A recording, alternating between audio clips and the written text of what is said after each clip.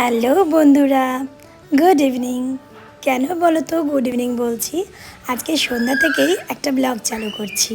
অনেক দিন পর একটা ব্লগ দিচ্ছি, যেটা শর্ট ভিডিওতে আমি তোমাদের সঙ্গে শেয়ার করেছি। চানা ডাল ভিজিয়েছিলাম, মানে মটর কড়াই যেটাকে বলে।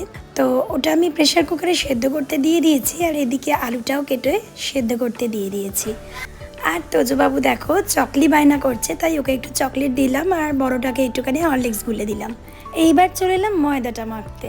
এখানে আমি 1 কাপ ময়দা 1 কাপ আটা নিয়েছি, আর একটু রিফাইন্ড অয়েল দিলাম লবণ আন্দাজ মতন, আর দিলাম একটু বেকিং সোডা। তারপর একটু স্বাদ অনুযায়ী চিনিও অ্যাড করেছিলাম, দিয়ে গরম জল দিয়ে ভালো করে মেখে এটাকে ঢেকে রেখেছিলাম মোটামুটি আধ ঘন্টার মতন।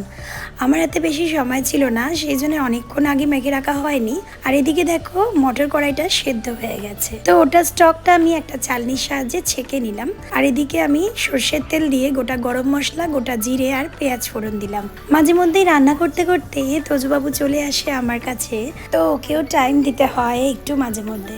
তো ওকেও আমি রান্না দেখাচ্ছিলাম যে দেখো তোমার মা কিভাবে রান্না করছে। ও আমাকে আদর করছে, অ্যাকচুয়ালি ঘরে যেতে বলছিল। তো এদিকে আমি পেঁয়াজ ভাজা হয়ে যাওয়ার পর রসুনটা আমি কুড়িয়ে নিয়েছিলাম, সেখানে রসুন আর আদা দিয়ে দিলাম। তারপর একটুখানি সেদ্ধ করে ভাপিয়ে রাখা আলু দিয়ে দিলাম একটু হলুদ গুঁড়ো আর একটু লাল লঙ্কার গুঁড়ো। তারপর দিলাম টমেটো কুচিটা, আর সেদ্ধ করে রাখা মটর কড়াইগুলো একসাথে দিয়ে দিলাম।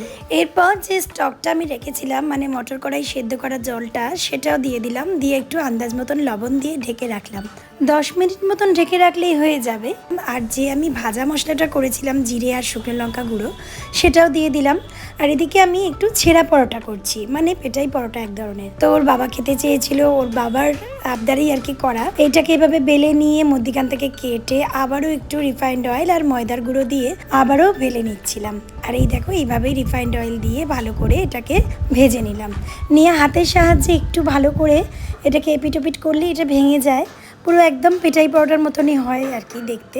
যাই হোক, আর এখানে আমি খেতে দিয়ে দিচ্ছি। ওর বাবা অফিস থেকে এসে গেছে।